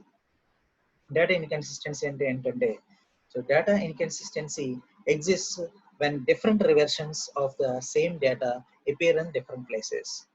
So data inconsistency exists when different version of a same data appear in different places. So మన డేటా ఇన్కన్సిస్టెన్సీ అర్థం ఏంటంటే సో మన ఏదైతే యాక్సెస్ చేసుకున్న డేటా ఆ డేటా అనేది కూడా డిఫరెంట్ ప్లేసెస్ లో కూడా మనకి కనిపిస్తుంది అంటే. సో డిఫరెంట్ ప్లేసెస్ లో మనకి ఆ డేటా అనేది రిపేర్ అవుతుంది, కనిపిస్తూ ఉంటుంది అనమాట. సో అదే ఒక డేటా ఇన్కన్సిస్టెన్సీ అని చెప్తాం. For example we change an agent phone number and address in the agent file. So for example మనం ఒక ఏజెంట్ కి సంబంధించిన ఫోన్ నెంబర్ కానీ అడ్రస్ కానీ చేంజ్ చేద్దాం అనుకున్నప్పుడు సో మనకి డిఫరెంట్ ప్లేసెస్ లో ఈ డేటా అనేది స్టోర్ అయింది కాబట్టి సో మన ప్రతి డేటాబేస్ లో కూడా అంటే మన ఎన్ని డేటాబేస్ లో అయితే మనకి ఆ డేటా అనేది స్టోర్ అయిందో అన్ని ప్లేసెస్ లో కూడా మనం ఆ డేటా అనేది మార్చుకోవాల్సి ఉంటుంది. సో దాన్ని మనం డేటా ఇన్కన్సిస్టెన్సీ అంటాం. అంటే ఫర్ ఎగ్జాంపుల్ ఒక హాస్పిటల్కి వెళ్ళాం అనుకుందాం. సో హాస్పిటల్కి వెళ్తే మనకు పేషెంట్ యొక్క ఇన్ఫర్మేషన్ అనేది రిసెప్షన్ లోనే స్టోర్ చేస్తారు. సో రిసెప్షన్ లో ఫైల్ అనేది వాళ్ళకి క్రియేట్ చేసి పెట్టుకుంటారు. అలాగే సేమ్ అదే ఫైల్ మెడికల్ స్టోర్ లో ఒక ఫైల్ క్రియేట్ చేసి పెట్టుకుంటారు. అలాగే డాక్టర్ దగ్గర ఒక ఫైల్ క్రియేట్ చేసి పెట్టుకుంటారు. సో అలా 3 మెంబర్స్ దగ్గర ఈ పేషెంట్ యొక్క ఇన్ఫర్మేషన్ ప్రతిసారి స్టోర్ అయి ఉంటుంది. అలా కాకుండా మనం ఒక సాఫ్ట్వేర్ అనేది మెయింటైన్ చేశారనుకోండి. సో రిసెప్షన్ అనేది అప్డేట్ చేయగానే ఆటోమేటిక్ గా మెడికల్ రిసెప్షన్ కూడా ఆ డేటా అనేది వెళ్ళిపోతుంది. At the same time doctor దగ్గర కూడా ఆ యొక్క ఇన్ఫర్మేషన్ అనేది చేరిపోతుంది. సో ఈ 3 దగ్గర మనం ఆ డేటా మెయింటైన్ చేయాల్సిన అవసరం లేదు. సో ఇలా మనం విడివిడిగా స్టోర్ చేసుకోవడం వల్ల ఏంటంటే ఒక పేషెంట్ యొక్క ఇన్ఫర్మేషన్ ని 3 ప్లేసెస్ లోని అప్డేట్ చేయాల్సి వస్తుంది. అది దాన్ని మా కాన్సెప్ట్ ని మనం డేటా ఇన్కన్సిస్టెన్సీ అంటాం. If we forget to create corresponding changes in the customer file, the file contains different data from the same agent. So ఒకవేళ మనం డేటా ఎక్కడైతే మనకి అడ్రస్ ఫోన్ నెంబర్ చేంజ్ చేసామో ఆ డేటా అనేది మనం ప్రతి చోట మనం చేంజ్ చేయలేదు అనుకోండి. సో అక్కడ మనకి ఏం చూపిస్తుంది, ఒక ఏజెంట్ యొక్క ఇన్ఫర్మేషన్ కొట్టేటప్పుడు సో అది చేంజ్ చేసిన ఫోన్ నెంబర్ కనిపిస్తుంది. అట్ ద సేమ్ టైం పాతది ఏదైతే మనం చేంజ్ చేయలేదో ఆ డేటా అనేది కూడా కనిపిస్తుంది. సో దానివల్ల ఏమవుతుంది, సేమ్ ఏజెంట్ కి different address at the same time different phone numbers అనేవి కనిపించడం జరుగుతుంది అనమాట. So these are the problems we are facing in data file based system. Data inconsistency అంటారు. ఈ కాన్సెప్ట్ ని ఇలా ప్రాబ్లం ఫేస్ చేయడాన్ని డేటా ఇన్కన్సిస్టెన్సీ అంటారు. So next the data anomalies. Data anomalies అంటే అర్థం ఏంటంటే దీంట్లో కూడా మనం ఒక 2-3 పాయింట్స్ అనేది కన్సిడర్ చేసుకోవచ్చండి. Update anomalies, insertion anomalies, deletion anomalies. So update అంటే ఆల్రెడీ మనకు తెలుసండి. సో ఉన్న డేటా అనేది ఏదైతే మనం మోడిఫికేషన్ చేయాలనుకుంటే అప్డేషన్ అనేది చేస్తాం. అట్ ద సేమ్ టైం కొత్త డేటా ఏదైనా మనకు వచ్చింది అనుకోండి, సో దాన్ని మనం ఆ డేటాలోకి ఇన్సర్ట్ చేస్తాం. సో ఆల్రెడీ మనకి డేటా అనేది ఇంకా అది అయిపోయింది. సో పర్సన్ అనేది మొత్తం కంపెనీలో చేయట్లేదు అనుకోండి. సో ఆ పర్సన్ యొక్క డేటా అనేది మనకు అవసరం లేనప్పుడు దాన్ని డిలీట్ చేస్తాం, దాన్ని డిలీషన్ అంటాం. సో డేటా అనాలిసిస్ లో మనకి ఫస్ట్ పాయింట్ తీసుకుంటే డేటా అనాలిసిస్ అంటే difference. Analysis is nothing but difference అనమాట. So data difference exist because any change in any field value must be correctly made in many places to maintain data integrity. So already మనం last లో data integrity గురించి మాట్లాడుకున్నాం previous గా. So data integrity అర్థం ఏంటంటే correctness అనమాట. Data integrity is nothing but correctness of data. So data analysis ఏంటంటే మనం ఏదైతే ఎగ్జిస్ట్ బికాస్ దే చేంజెస్ ఏదైతే మనం ఫీల్డ్ చేంజెస్ చేసామో ఆ వాల్యూస్ అన్ని కూడా మస్ట్ కరెక్ట్ గా ఏదైతే ప్లేసెస్ లో ఉన్నాయో అన్ని ప్లేసెస్ లో కూడా దాన్ని మెయింటైన్ చేయగలగాలి. అర్థమైందండి. సో ఏదైతే మనం కరెక్షన్ చేంజెస్ చేసామో ఆ కరెక్షన్ చేంజెస్ అన్ని కూడా అన్ని ప్లేసెస్ ఎక్కడైతే డేటా మనకి అవైలబుల్ గా ఉందో అన్ని ప్లేసెస్ లో కూడా దాని యొక్క డేటా అనేది అప్డేటెడ్ గా పర్ఫెక్ట్ గా ఉండేలాగా మనం చూసుకోవాలి, దాన్ని మెయింటైన్ చేయాలి. Second point, the data anomalies are commonly defined as. So update anomalies, insertion anomalies, deletion anomalies. So update anomalies ఏమొస్తుంది, changing any field data we must change wherever we appear that field. So changing fielding data ఎప్పుడైతే మనం field data change చేసామో అది ఎక్కడైతే మనకు కనిపిస్తుందో అన్ని ప్లేస్లలో కూడా మనం ఆ డేటాని చేంజ్ చేయాలి. Okay, in this case the large file system such changes might occur in hundreds or even thousands of records clearly. So ఒకవేళ మనకి ఈ లార్జ్ ఫైల్ సిస్టమ్ అయితే కనుక మనం దాంట్లో చేంజెస్ చేయాలంటే మనకి హండ్రెడ్స్ లేదా థౌజండ్స్ ఆఫ్ ఫైల్స్ అనేవి మనకి అవైలబుల్ గా ఉంటాయి. సో అన్నిటిలోనే మనం చేంజ్ చేయడం it's very difficult one. Okay, next third, the possible for data inconsistency is great. The possible for data inconsistency is great. అంటే గ్రేట్ ఇస్ నథింగ్, ఇది చాలా బాగుంటుందని కాదండి అర్థం. సో డేటా ఇన్కన్సిస్టెంట్ ప్రాబ్లం అనేది చాలా ఏర్పడుతుంది అన్నమాట. ఒకవేళ అలా చేయలేకపోతే ఖచ్చితంగా దాన్ని ఇన్కన్సిస్టెంట్ ని ప్రాబ్లం లేకుండా చూసుకోవాలి. ఖచ్చితంగా దాన్ని పాసిబుల్ చేయాలి. డేటా అప్డేట్ అనాలిసిస్ లో అన్నిట్లోనే డేటాని ఖచ్చితంగా అప్డేటబుల్ గానే ఉండాలి. దట్ షుడ్ బి గ్రేట్, అంటే దాన్ని ఖచ్చితంగా అలా ఉండేలాగా చూసుకోవాలి అంటారు. Next, insertion analysis. To add each new customer in a customer file we must also add a corresponding agent data. If we add several hundred new customers, we must also enter several hundred agents names and telephone numbers. So ఇది కూడా కొంచెం problem మనకి. So ఏదైనా మన customer ఫైల్లో customer data అనేది insert చేసినప్పుడు so ఒక కస్టమర్ అయితే ప్రాబ్లం లేదు, వాళ్ళకి కాకుండా మనకి సెవరల్ 100 న్యూ కస్టమర్స్ అనేవి యాడ్ అయినప్పుడు we must also enter several 100 agents names and telephone numbers. So అన్ని మనం ఖచ్చితంగా ప్రతి ఒక్కరిది ఏ ఒక్కరిది మిస్ అవ్వకుండా అన్ని మనం హ్యాండిల్ చేసుకుంటూ ఉండాలి, ఎంత చేయాల్సిన అవసరం ఉంది. సో దాన్ని ఇన్సర్షన్ అనామలీస్ అంటారు. So deletion anomalies, we delete any field information, we also lost another field information. So for example మనం వాడి యొక్క ఫోన్ నెంబర్ ఒకటి డిలీట్ చేయబోయి ఆ పర్సన్ అంతా మనం డిలీట్ చేసాం. For example we lost total field information అంటే ఆ పర్సన్ మొత్తం ఎగిరిపోతారు అనమాట. అదొక ప్రాబ్లం ఫేస్ చేస్తాం. You delete the customer B, you will also delete his agent data. Clearly this is not desirable popularly. Actually మనం కస్టమర్ బి అనే దాన్ని డిలీట్ చేద్దాం అనుకుంటున్నాం. హీ విల్ ఆల్సో డిలీట్ మనం ఫర్ ఎగ్జాంపుల్ అది దాని ఏజెంట్ డేటా అనేది కూడా అంటే కస్టమర్ బి ని డిలీట్ చేద్దాం అనుకుంటున్నాం. సో కస్టమర్ బికి సంబంధించిన ఏజెంట్ ని కూడా మనం డిలీట్ చేస్తాం అనుకోండి. So it's have some problem కదండి. సో ఏజెంట్ అనేవాడు కూడా అక్కడ మిస్ అయిపోతాడు కదండి. సో మనకి ఆల్రెడీ కంపెనీలో ఏజెంట్స్ ఉంటారు, ఆ ఏజెంట్స్ చాలా మంది కస్టమర్స్ మెయింటైన్ చేస్తారండి. సో కస్టమర్ డేటా డిలీట్ చేయబోయి ఏజెంట్ డేటాను కూడా మనం డిలీట్ చేస్తాం అనుకోండి, we loss the agent information కదా. సో దిస్ ఇస్ ప్రాబ్లమ్స్ అన్నమాట డిలీషన్ అనాలిసిస్ లో. Clearly this is not a desired. ఇది ఒక ప్రాబ్లం. సో నెక్స్ట్ ఇప్పుడు మనం చెప్పుకున్నదంతా ఫైల్ బేసిస్ సిస్టమ్ గురించి అండి. సో దాంట్లో ఉన్న డ్రాబ్యాక్స్ లోటుపాట్లు అన్ని తెలుసుకున్నాం కదండి. సో అవన్నీ ఓవర్కమ్ చేయాలంటే కనుక సో వాటిలో ఉన్న ప్రాబ్లమ్స్ మన data integrity, data redundancy, so inconsistency, ఈ ప్రాబ్లమ్స్ అన్నింటినీ మనం రెక్టిఫై చేయడానికి డిబిఎంఎస్ అనే దాన్ని డెవలప్ చేశారండి. సో డిబిఎంఎస్ అని డెవలప్ చేయడానికి మెయిన్ కారణం ఏంటంటే ఫైల్ బేసిస్ సిస్టమ్ లో ఉన్న మెనీ ప్రాబ్లమ్స్ ఇప్పుడు వరకు మనం డిస్కస్ చేసుకున్న మెనీ ప్రాబ్లమ్స్ అన్ని కూడా సో అవన్నీ రెక్టిఫై అవడం కోసం ఈ డిబిఎంఎస్ అనే దాన్ని డెవలప్ చేశారు. సో దీని యొక్క రోల్ ఏంటి, దాంట్లో ఉన్న అడ్వాంటేజ్ ఏంటి అని చూద్దాం. ఓకే అండి. సో ఫైల్ బేసిస్ సిస్టమ్ మనం ఫేస్ చేసిన ప్రాబ్లమ్స్ అన్ని ఇక్కడ రెక్టిఫై అయిపోతాయి అన్నమాట. సో అవేంటో చూద్దామండి. First point, the DBMS serves as the intermediary between the user and the database.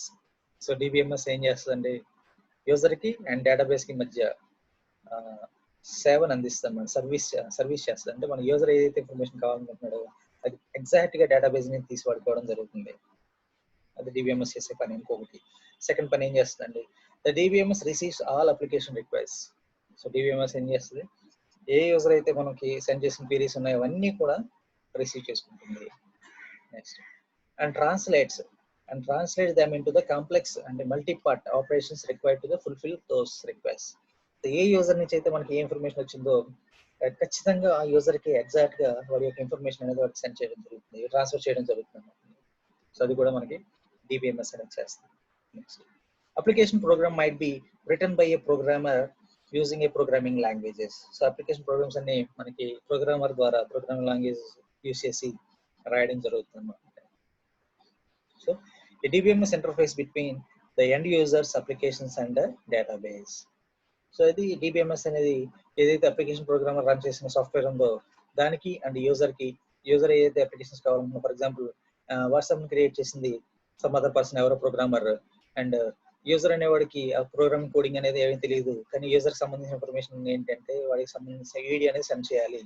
So వీడియోని సెండ్ అయిందా లేదని జస్ట్ ఏదైతే డేటాబేస్ నుంచి వాడికి సంబంధించిన ఇన్ఫర్మేషన్ అప్లికేషన్ ప్రోగ్రామర్ కి ఇవ్వడం జరుగుతుంది అనమాట. అర్థమైందండి మీకు క్లియర్ గా. సో ఈ మన ఎంత డేటాబేస్ అనేది మనం యూజ్ చేసుకోగలుగుతున్నాం బికాజ్ మన యూట్యూబ్ లో కానీ వాట్సాప్ లో కానీ డేటాబేస్ యూజ్ చేసుకోగలుగుతున్నాం బికాస్ ఆఫ్ ఆ సాఫ్ట్వేర్ యూజ్ చేసిన డేటాబేస్ అనమాట. ఆ డేటాబేస్ నుంచి ఆ పైన యూజ్ చేసిన అప్లికేషన్ ప్రోగ్రామ్స్ జావా అవ్వచ్చు అండి, .NET అవ్వచ్చు, సో ఏదైనా సాఫ్ట్వేర్ ప్రోగ్రామ్స్ యూజ్ చేసి ప్రోగ్రామ్స్ అనేవి డెవలప్ చేస్తారండి. సో దాని యూజర్ అనేవాడు ఈజీగా జస్ట్ ఆ యాప్స్ అనేవి యూజ్ చేసుకుంటాడు. సో ఈ డిబిఎంఎస్ అనేది ఏంటంటే ఆ ప్రోగ్రామర్ కి అండ్ యూజర్ కి మధ్య ఒక ఇంటర్ఫేస్ కింద ఉపయోగపడుతుంది అనమాట. Okay. Next first the DBMS enables means allow the data in the database to be shared among multiple applications or users. So DBMS అనేది ఏం అలౌ చేస్తుందండి, సో ఎట్ అ టైం మనకి నెంబర్ ఆఫ్ పర్సన్స్ అనేవి share చేసుకునే అవకాశం కూడా కల్పిస్తుంది అనమాట. సో మల్టిపుల్ అప్లికేషన్స్ కానీ మల్టిపుల్ యూజర్స్ కానీ ఎట్ అ టైం వారి యొక్క దాంట్లో స్టోర్ చేసిన డేటా అనేది యాక్సెస్ చేసుకోవడానికి పర్మిషన్ అనేది ఖచ్చితంగా ఇస్తుంది అనమాట. అదొక రోల్, దాని యొక్క బాధ్యత ప్లే చేసే పని అనమాట. అండ్ లాస్ట్ పాయింట్ వచ్చి సెకండ్, ద డిబిఎంఎస్ ఇంటిగ్రేట్స్ అంటే ads the many different users views of the data into the single all encompassing data repository. Okay, repository. Second one, the DBMS integrates అంటే దాన్ని integrate చేయడం అంటే అర్థం ఏంటంటే many users అనే వాళ్ళకి సంబంధించిన డేటా అనేది చూడాలనుకుంటే, ఫర్ ఎగ్జాంపుల్ గూగుల్ అనేది చాలా మంది ప్రజెంట్ యూజ్ చేస్తుంటారు. ఈ టైంలో ఈ సెకండ్ లో చాలా మంది దాంట్లో సమ్ డేటా అనేది సెట్ చేస్తూ ఉంటారు అన్నమాట. సో అలా ఈ టైంలో ఎంతమంది సెట్ చేస్తారంటే మేబీ థౌజండ్స్ ఆఫ్ మెంబర్స్ అనేవాళ్ళు ఆ డేటాని సెట్ చేస్తున్నారు అనుకుందాం ఫర్ ఎగ్జాంపుల్. సో ఎంతమంది అయితే మనకి ఆ డేటా సెట్ చేస్తున్నారో ఆ డేటా అనేది ఖచ్చితంగా యాజ్ ఇట్ ఈస్ గా మనకి ఈ డేటా బేస్ నుంచి ప్రతి దానికి కూడా రెస్పాన్స్ అనేది పంపిస్తూ ఉంటుంది అన్నమాట. సో దానికి ఇది రెస్పాన్సిబిలిటీ తీసుకుంటుంది. ఈ డిబిఎంఎస్ అనేది ఎగ్జాక్ట్ గా ఎంతమంది అయితే ఇన్ఫర్మేషన్ అడుగుతున్నారో వాళ్ళందరికీ కూడా, ప్రతి సింగిల్ పర్సన్ కి కూడా ప్రతి ఒక్క ఈ దీన్ని డేటా బేస్ నుంచి ఇన్ఫర్మేషన్ అనేది సెండ్ చేయగలుగుతుంది. ప్రతిదీ యాడ్ చేసుకుని ఆ డేటాబేస్ లో స్టోర్ చేసుకోగలుగుతుంది. స్టోర్ చేసిన దాని నుంచి వాళ్ళకి కావాల్సిన ఇన్ఫర్మేషన్ అనేది వాళ్ళకి సెండ్ చేయగలుగుతుంది. సో ఇది ఒక role. So these 7 things are role of DBMS ని మనం కన్సిడర్ చేయొచ్చండి. So next, what are the advantages మనం ఈ డిబిఎంఎస్ యూజ్ చేయడం వల్ల? సో దీని రోల్ లోనే మనకు క్లియర్ గా తెలుస్తుందండి దాని యొక్క పనులు ఏంటనేది. సో దాన్ని బేస్ చేసుకుంటే దానిలో ఉన్న అడ్వాంటేజెస్ ఏంటని మనం ఇక్కడ డిస్కస్ చేద్దామండి. సో కింద మనకు కనిపిస్తున్న పాయింట్స్ అన్ని కూడా these are the advantage. Total 10 advantages అనేవి మనకి కనిపిస్తున్నాయండి. So improve data sharing, improve data security, better data integration, minimize data consistency, improves data access, improved decision making, increased and users productivity, multi-user data access, backup and recovery management, 10 data integrity management. So these are 10 basic advantages of DBMS అని అడిగితే so ఈ 10 points ఖచ్చితంగా రాయాల్సి ఉంటుందండి. So దాంట్లో first the improve data sharing. So మన data sharing అనేది improve చేయబడుతుంది. ఎలా అంటే the DBMS helps create an environment in which end users have better access to more data and better management data.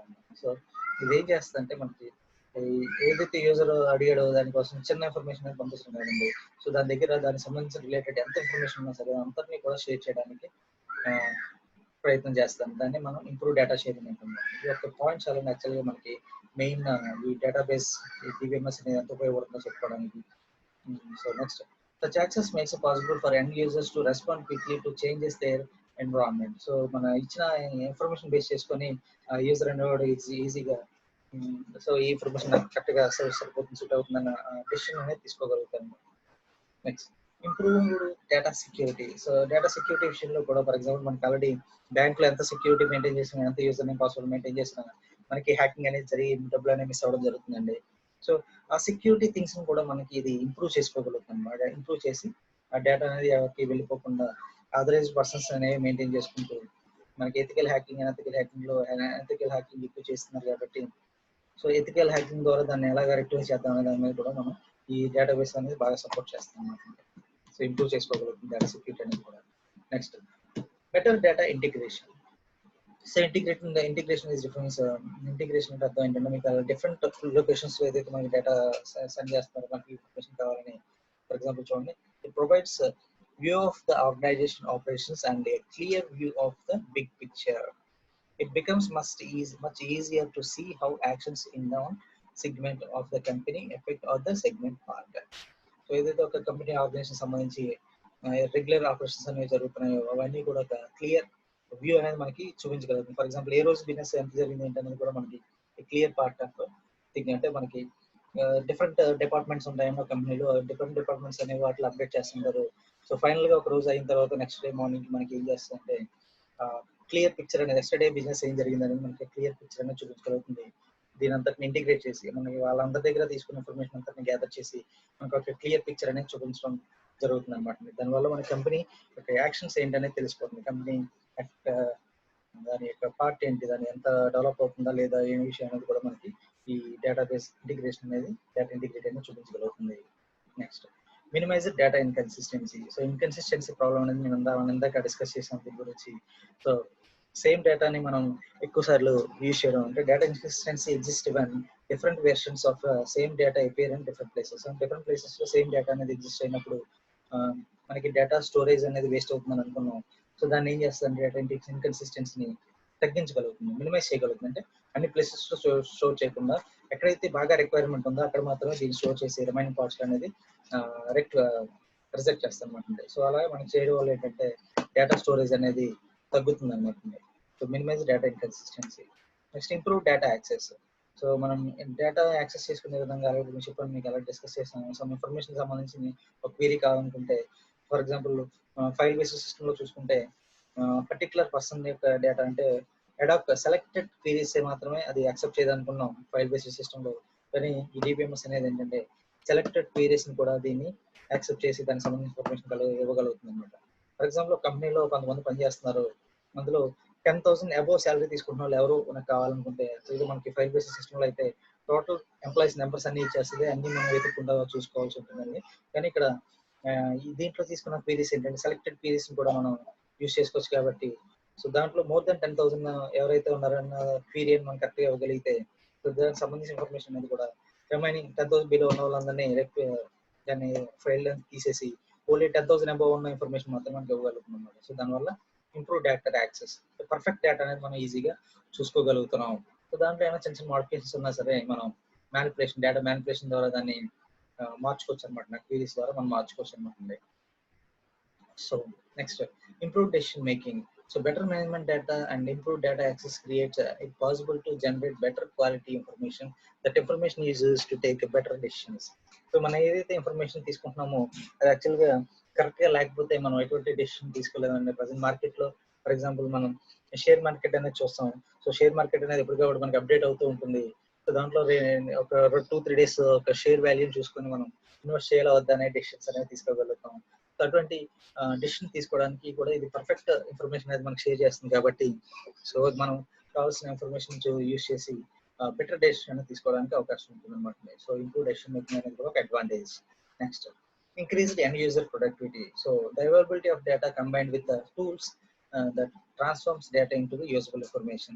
The end users to take a quick decisions that is used to success and failure in the failure in the global. So increased end user productivity అంటే మనం ఏదైతే మనం users అనే వాళ్ళు use చేద్దాం అనుకుంటున్నారో దాని యొక్క ప్రొడక్షన్. అంటే ఫర్ ఎగ్జాంపుల్ ప్రీవియస్ గా మనకి స్టార్టింగ్ స్టేజ్ లో వాట్సాప్ యూజ్ చేసే వాళ్ళు చాలా తక్కువ మంది, అలాగే ఫేస్బుక్ యూజ్ చేసే వాళ్ళు చాలా తక్కువ మంది ఉండేవారు. సో ఉండే కొద్ది మనకి ఏం చేస్తున్నారంటే వారి యొక్క అప్డేషన్ అనేది డెవలప్ అయ్యే కొద్ది, అంటే వారి యొక్క డేటా అవైలబిలిటీ అండ్ సెండ్ చేసుకునే వీడియోస్ ఈ కాన్సెప్ట్స్ అన్ని మనకి అవైలబుల్ గా తీసుకురావడం వల్ల సో యూజర్స్ అనే వాళ్ళు కూడా మనకి బాగా పెరగడం జరిగిందండి. సో ఎండ్ యూజర్స్ అనే వాళ్ళు కూడా ఈ ఇన్ఫర్మేషన్ అనేది యూజ్ చేసుకొని వాటిని అప్లికేషన్స్ ఎక్కువగా యూజ్ చేయడం జరుగుతుంది. సో ఇది ఒక మెయిన్ అడ్వాంటేజ్ అనమాట. మల్టీ యూజర్ యాక్సెస్ కంట్రోల్ అనమాట. So at time multiple users అనేవాళ్ళు ఈ డేటాబేస్ ని యాక్సెస్ చేసుకోగలుగుతారండి. So it can control to access multi users, అంటే ఇది కంట్రోల్ చేయగలుగుతుంది. మల్టిపుల్ యూజర్స్ కూడా ఎట్ టైం మనకి ఆ డేటాబేస్ ని డేటా కావాలనుకున్నా సరే ఇట్ కెన్ కంట్రోల్ అనమాట. ఇట్ కెన్ కంట్రోల్ డిబిఎంఎస్ అనేది కంట్రోల్ చేయగలుగుతుంది. So next backup and recovery management. For example మనకి సిస్టమ్ లో ఏదైనా ప్రాబ్లం వచ్చి సిస్టమ్ క్రాష్ అయిన సిచ్యువేషన్ సందర్భాల్లో కూడా మనకి ఈ బ్యాకప్ అండ్ రికవరీ మేనేజ్మెంట్ అనేది కూడా మనకి డిబిఎంఎస్ అనేది ప్రొవైడ్ చేయగలుగుతుంది. అందువల్ల మనం డేటా సిస్టమ్ అనేది క్రాష్ అయినప్పుడు దాంట్లో ఎటువంటి ప్రాబ్లమ్స్ ఏమీ లేకుండా మన డేటా అనేది మనం లాస్ అవ్వకుండా ఈ బ్యాకప్ అండ్ రికవరీ మేనేజ్మెంట్ అనేది కూడా డిబిఎంఎస్ కల్పిస్తుంది అన్నమాట. Next data integrity management. So DBMS supports and implements integrity rules like not null, check, unique, default, primary key and foreign key. So మనం డేటా ఇంటిగ్రిటీ అంటే ఏంటంటే మనకి యాక్చువల్గా డేటా ఇంటిగ్రిటీ మేనేజ్మెంట్ అంటే మనం ఇందాక ఫైల్ బేసిస్ సిస్టమ్ లో discuss చేసాం. దాంట్లో యూనిక్ గా అంటూ ఏది మనం తీసుకోమన్నాం. సో యూనిక్ గా ఒక ఫీల్డ్ అనేది మనం మెన్షన్ చేయాలన్నమాట. కానీ ఈ డేటా ఇంటిగ్రిటీ మేనేజ్మెంట్ అంటే డిబిఎంఎస్ లో మనం ఏం చేస్తామంటే so not null. For example అక్కడ మనకి కంపల్సరీగా ఫిల్ చేసిన అప్లికేషన్ ఏదైనా వచ్చింది అనుకోండి, కంపల్సరీ ఫిల్ చేయాల్సిన ఫీల్డ్ ఏదైనా ఉందనుకోండి. ఫర్ ఎగ్జాంపుల్ మనం ఆన్లైన్ లో అప్లికేషన్ ఫిల్ చేస్తాం, ఏదంటే జీమెయిల్స్ లాంటివి ఫిల్ చేస్తామండి. సో అటువంటి టైంలో మనం ఏం చేస్తామంటే నాట్ నల్ అని ఎక్కడైతే మనం మెన్షన్ చేసామో అక్కడ ఏంటంటే కంపల్సరీగా డేటా అనేది ఇవ్వడం జరుగుతుంది అనమాట. అంటే కంపల్సరీ మెయిల్ ఐడి అని ఇచ్చాం అనుకోండి, ఈమెయిల్ కి మనకి అప్లికేషన్ ఫిల్ చేసినప్పుడు స్టార్స్ ఉంటాయి అన్నమాట.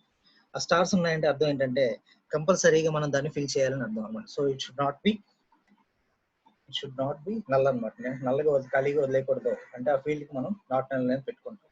అలాగే చెక్ అవైలబిలిటీ అంటే మన ఇప్పుడు చెక్ బాక్సెస్ ఉంటాయి చూడండి, చెక్ బాక్సెస్ సంబంధించి మన ఈ చెక్ అవైలబిలిటీని కూడా మనం దీంట్లో క్రియేట్ చేసుకోవచ్చు. At the same time unique అంటే ఫర్ ఎగ్జాంపుల్ స్టూడెంట్ ఇన్ఫర్మేషన్ తీసుకుంటే దాంట్లో హాల్ టికెట్ నెంబర్, ఎందుకంటే మనకి స్టూడెంట్ నెంబర్స్ అనేవి ఎలాగా యూనిక్ గా ఉండే అవకాశం ఉంటుంది. ఒక సెక్షన్ లో ఇంకో సెక్షన్ లో కూడా యూనిక్ అటెండెన్స్ నెంబర్స్ అనేవి ఉంటాయి. కాకపోతే రిజిస్టర్ నెంబర్స్ ఏదైతే హాల్ టికెట్ నెంబర్ రిజిస్టర్ అయ్యిందో యూనివర్సిటీకి, సో ఆ రిజిస్టర్ నెంబర్ అనేది ఎవరికి ఏ స్టూడెంట్ కి కూడా ఉండదు అనమాట. సో యూనిక్ గా ఉంటుంది అనమాట. అటువంటి దాన్ని మనం ఏం చేస్తామంటే ప్రైమరీ కీ కింద డిఫైన్ చేస్తాం. అలా యూనిక్ ఐడెంటిఫికేషన్, దానివల్ల ఏంటంటే మనకి డూప్లికెన్సీ అనేది కూడా రాదనమాట. So default value, primary key, foreign key ఇవన్నీ కూడా మనం ఈ డేటాకి ఇంటిగ్రిటీ మేనేజ్ చేయడానికి ఉపయోగిస్తాం అన్నమాట. These are the basic advantages of DBMS అండి. సో ఈ సెషన్ మీ అందరికీ బాగా అర్థమైందని అనుకుంటున్నాను. So next session will continue the next topic అండి. So thank you so much.